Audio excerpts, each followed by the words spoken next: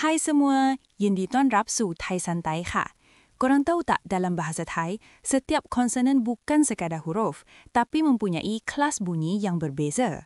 Dalam video ini, kita akan belajar tentang kelas konsonan dalam bahasa Thai. 44 huruf konsonan dibahagi kepada 3 kelas, iaitu kelas tengah, kelas tinggi, kelas rendah, serta kenapa kelas ini sangat penting untuk sebutan dan nada. Kelas yang pertama, konsonan kelas tengah dalam bahasa Thai disebut akson kelang. Dalam kelas tengah ada 9 konsonan iaitu kelas yang kedua, konsonan kelas tinggi dalam bahasa Thai disebut akson sung.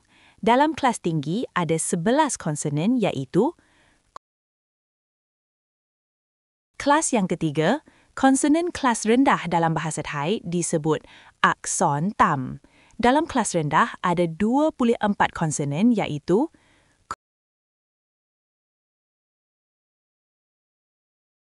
ada 14 konsonan daripada 24 konsonan kelas rendah yang mempunyai bunyi yang sama dengan konsonan kelas tinggi apabila disebut, iaitu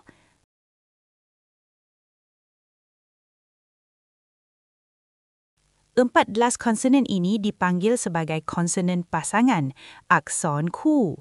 Manakala lagi 10 konsonan daripada 24 konsonan kelas rendah dipanggil sebagai konsonan tunggal, akson diau. Kenapa penting sangat kelas konsonan ni? Well, kelas-kelas ini penting untuk menentukan nada yang perlu digunakan apabila menyebut sesuatu suku kata. Oleh kerana banyak konsonan menghasilkan bunyi yang sama, setiap konsonan mempunyai satu perkataan akrofonik yang digunakan secara konvensional untuk mengenal pastinya secara unik. Perkataan akrofonik tu apa pula? Well, perkataan selepas huruf konsonan dalam tulisan Thai itulah perkataan akrofonik yang digunakan untuk membezakan huruf yang bunyinya hampir sama. Contohnya, perkataan di belakang inilah perkataan akrofonik, sama macam bahasa Melayu, iaitu A untuk ayam, B untuk bola, D untuk dadu.